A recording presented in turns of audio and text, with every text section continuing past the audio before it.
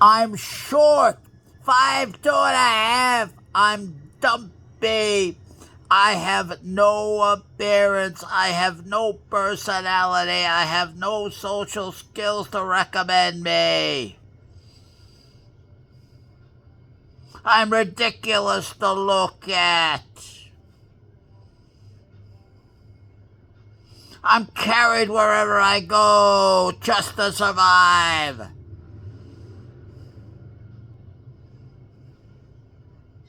I am a perennial victim.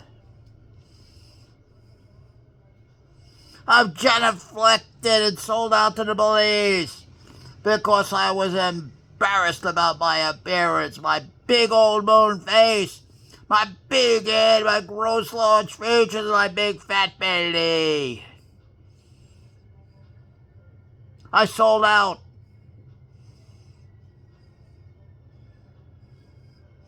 I am the perfect victim. On appearance, I never got myself in a physical condition about that I should have done. Blood under the bridge. And now all of this comes back to haunt. That's what I mean by jumping in the garbage can with the facts of who in the hell you are. Before you go out there and can encounter and confront in the real world with your opponent who not only sees you, he smells you. He feels your essence. And he feels superior to a short, small man like me. To be short like me is to be small. So every ounce of respect I get, I have to earn it over and over and over again. And encounter and confrontation in the environment every single time. Or run and hide, run and hide. That's the given. But I tell you, before you do anything, before you say anything, before you even talk to me, jump in that damn garbage can. Roll around in there, get your hands dirty, and ask yourself, who am I? What am I? How am I behaving in and out with my posture, with my presence, with the words that come out of my mouth in a situation where I'm on a confrontation and encounter where I can lose something? Then tell me, what are you going to do? What are you going to say? How are you going to handle it? Who are you going to be? That's the choice. But you have to make the choice every single time. It's not a choice you could make for all time. I wish it was. What I'm saying is you don't have an essence. You have a being. You have an existence.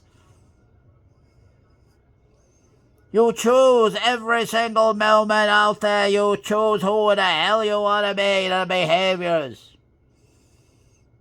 That's why I tell a man when you talk to me, you had better be serious. I won't countenance a fool, and there's the reasons why. I don't have the time for it. I don't have the patience for it. You behave as you must, not as you will. You're on trial in every single social situation you're in, every time you step out, even when you're by yourself. You're on trial. You can run, you can hide, you can put your mask on when you go out, put your mask on.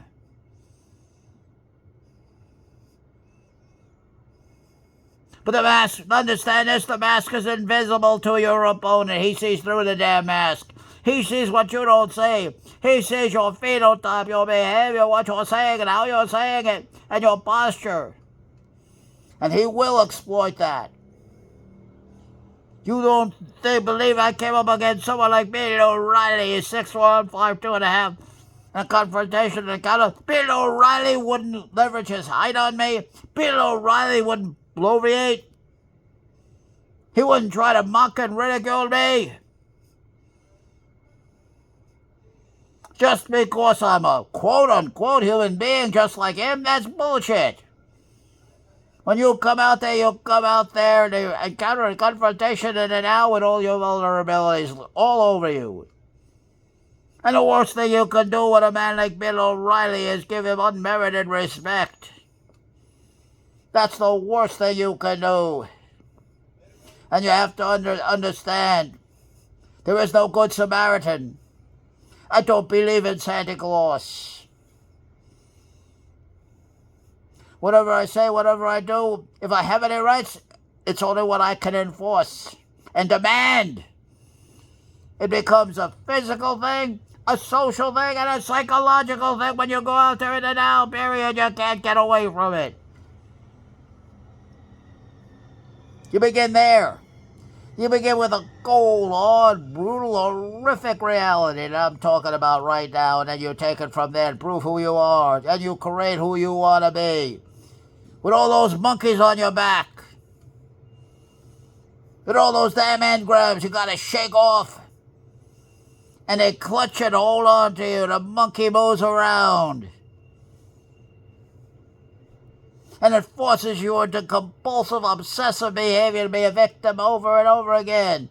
Because you're afraid of performance anxiety. Because you're afraid to be embarrassed. Because you're afraid to be insulted. And because you're deathly afraid, desperately afraid of confrontation and encounter in the here and now. And your enemy throws salt on your wounds that he sees obviously right in front of him. You're going to throw that salt on there.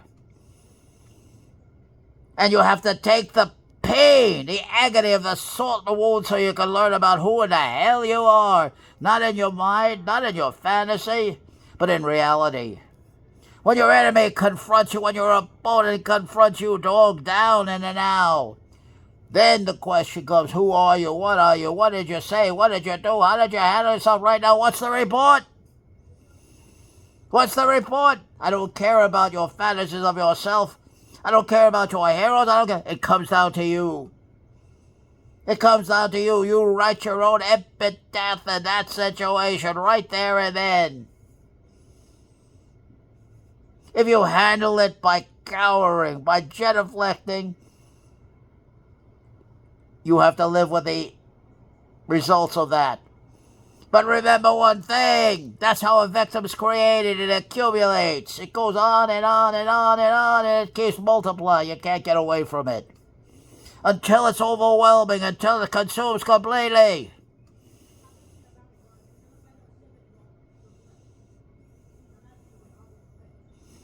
How are you going to insert yourself? If you have any rights, how are you going to enforce them?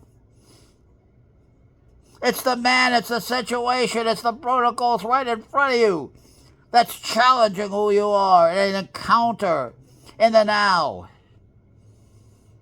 Prove it. Don't tell me, show me. Well, you talk so much, then do it. If you talk, then do it. Why are you talking so much?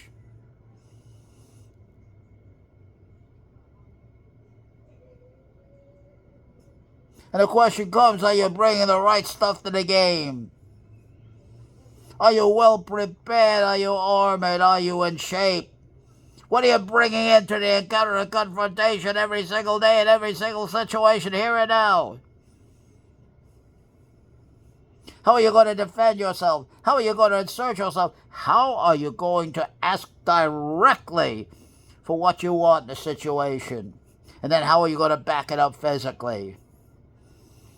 That's the bottom line. That's the fear. That's the worry. That's the anxiety. That's the performance anxiety. And that's why it's easier to genuflect, to be a coward, to run, to hide. In the old days, we called it to be Uncle Wiggily. The old-timers know what I'm talking about. Uncle Wiggily was a rabbit, and he had enemies all over the place. And Wiggily lived in an ice, what do you call that damn thing? An ice igloo on a hot July day. And all Uncle Wiggily had was to hide in his igloo. He took it with him everywhere he went. But the igloo kept on melting. And his enemies kept throwing rocks at that igloo. They wanted to break it and get Wiggily. Wiggily was terrified. He was paralyzed. His mind ran away with him. He had all kinds of fantasies in his mind of what would be done with him if they bust into the igloo, if the igloo melts and they grab Wiggily. Wiggly was the very, very obviously vulnerable rabbit. Everybody hated Wiggly. Wiggly didn't do anything. It was just his existence that they hated. Do you hear what I'm telling you? The nice guy. The good guy. I know him well. And he is the most hated in the neighborhood. That nice guy, that good guy.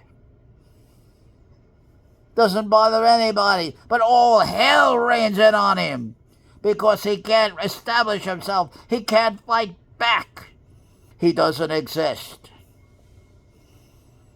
I can go on and on with this, but I think you got my point.